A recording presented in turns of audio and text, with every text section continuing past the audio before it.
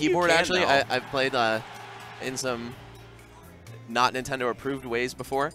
Oh, I mean, there's a lot of things that are not Nintendo approved, but you know what is approved is starting on Smashville. Tom Nook, the mayor of Animal Crossing, and he rented out this venue for us to see Lucario take on Toon Link. You know, while we're talking about Nintendo and Smashville, I just want to say, please, guys, if you release Smash Switch or some kind of update to this game, put a hype song on the stage because we play it so much. And here we've got, like, you know, Farmville.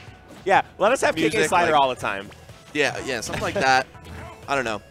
I know in Animal Crossing he only comes in Saturdays from 8 to 12, but like just let us have like Go KK Slider all the time.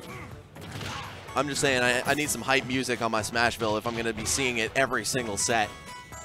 Oh no, Biddy with an SD. He tried to tether to the edge, but I think he went for it a little too late. SoronaJo in firm control of this one. Yeah, and we were talking earlier about how Lucario struggles against characters that can kill him early. Toon Link just so happens to have quite a bit of kill power under his belt and also a safe way to confirm into kills. You know, that's one of the great things about having an item that you can combo off of into a kill move. You turn basically a safe item projectile throw into a kill move by proxy of getting the forward air afterward. Right. And so now as Biddy tries to climb back into this, I'm hoping to see a lot more of his projectile game like we saw with Larry Lurr, because it was potent when he had all of these items going, because it takes a lot of brain power basically to keep track of everything. And if you can't do your stuff because you're keeping track of all that stuff, Biddy's going to get in there and ruin your life. And now, after that SD, Biddy has barely been touched, really putting SoronaJo on his feet, or keeping him on his toes, I'm really surprised we didn't see an up smash there. It seemed like it was prime suspect for it, but Biddy just waited it out and got one anyway. He was going for the Larry. He wanted to pivot grab this man, but SoronaJo's like, you know what? I'm going to scout this out, go for a grab of my own, and protect my life at all costs. He prevented it, and I mean, that's what Lucario needs to do right now. You're at 140%. That's a heck of a lot of aura. Exactly. Lucario, as we mentioned before, one of the best characters in the game if he's able to take the first stock, because that means you get to roll that aura over into your opponent's next stock and tack on a lot of damage, if not getting a surprisingly early kill. Even with the deficit he gets from being up a stock. With that, Biddy wipes all that aura and rage off the table, and now SoronaJo is going to have to be a little bit more honest in taking this stock. Back air just to tack some damage on. Nothing after that. Man, back air, back in the Brawl days, again, dating myself here. That used to be Toon Link's best combo tool. He would get so much off of it. He could do 2 in a short hop, but in this game, it's been heavily reduced to kind of just a one and done. Oh, and he catches his own bomb to prevent any sort of offense there from SoronaJo, but he isn't really been able to put any offense on him since the stock boss. SoronaJo still in firm control. Biddy just playing this safe projectile-based game. He knows that all the aura in the world isn't going to stop him from a distance. Then again, there is Aura Sphere. Yeah, and Force Palm as aura rises. True, but still not something that he could just shoot forward and breeze through projectiles with and get a kill. That is true. Oh, wow, good stuff jumping out of that. Not a lot of people realize that you can do that. Yes, especially with floaty characters like Toon Link. And there was also a patch that reduced the effectiveness of the Aura Sphere charge combos. Oh, he went for the Biddy, man, anticipating air launch into the ground, but the floatiness is not going to save you there. Yeah, it doesn't matter. He was right in the heart of that Aura Sphere, and you just had nowhere to go. Yeah, when you're on the edges of it, it's a little bit easier to get out of. Oh, we've got SoronaJo saying, no, I don't need this coaching, man. I got this. No, I don't want it. I don't want it. Oh, I think it's because... Oh, they didn't declare coaches beforehand or something, or he doesn't. Biddy's like, yeah, dude, whatever. I SD'd. You could coach him.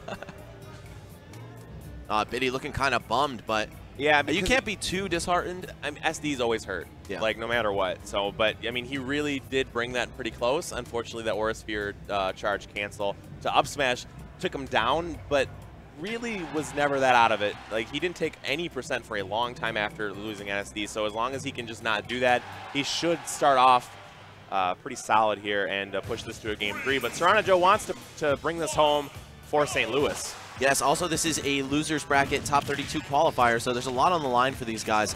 Really would be tragic to see Biddy lose by virtue of an SD again. So if we do see him drop here, I just want it to be a good, clean fight. Right. Yeah. Come out of your corners. No hits below the belt. Right. No biting ears. No letting your opponent fling themselves off the stage and miss a tether to the edge. But Biddy just going to keep throwing these projectiles, man. But, oh, you went for the Biddy for some reason at 44%. You have so many safer options, but... I think that's why they call it the Biddy, though, is because he wants to do it all the time. Yeah, exactly. For any reason, really. If he can hit you with forward smash. It also is one of those moves that kind of cuts at your soul, too. There's so much hit lag on the first swing. And actually, it's like, I really feel like I should get out of this, but I just can't, and this is going to hurt so much. But I'm really liking, we saw Aura Sphere charge cancel to a down air there, sort of river dancing on him.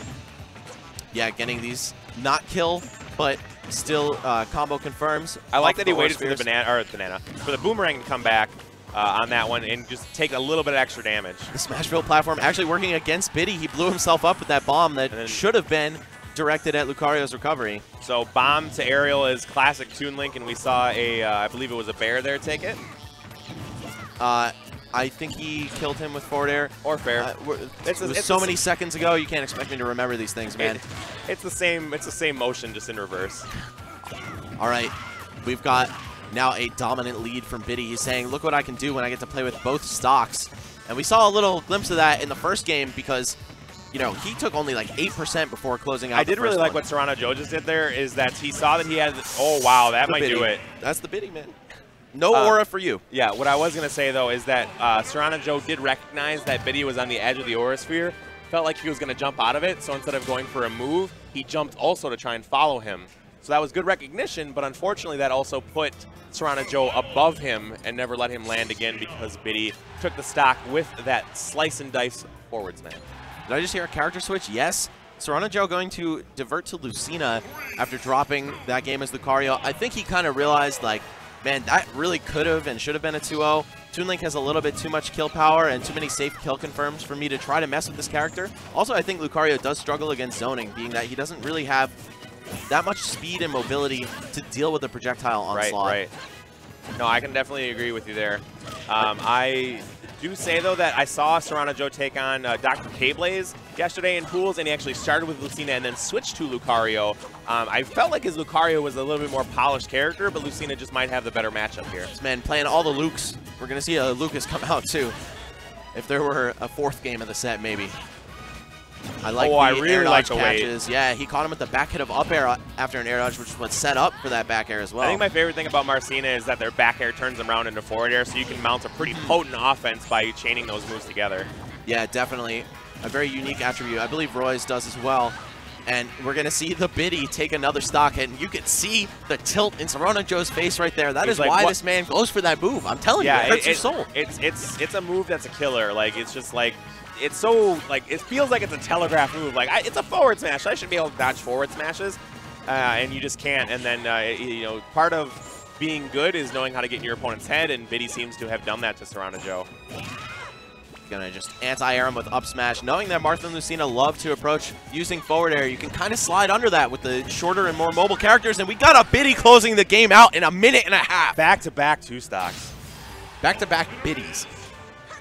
That's true. So, your boy, taking him down. Another Jersey man in top 32. So that he joins James in that one of, I believe, 8 people to make it out of this pool. And with that Biddy win, that will be all for us, Max. Yes, we're going to be taking off.